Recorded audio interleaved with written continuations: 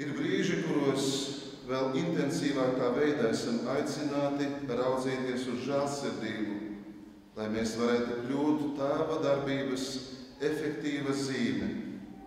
Tāpēc es izsludināju ārkārtējo žēlsirdības jubileju kā labvēlīgu laiku baznīcai, lai liecība, ko sniedz ticīgie, būtu izteiksmīgāka un vēl ietekmīgāka.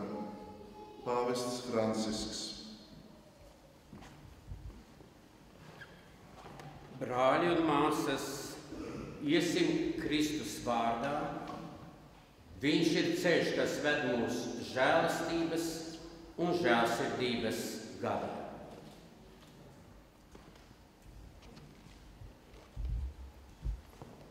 Tagad mēs dosimies uz katedrāli, kur ir svētās durvis, caur kurām izejot un izpildot nosacījumus, kas tiks vēlāk paskaidroti, var dabūt pilnas atlaides. Un tās durvis būs vaļā visa gada laikā, kā Dieva žēlsirdības zīme. Dievs, mēs Tevi slavējam, Kungs, mēs Tevi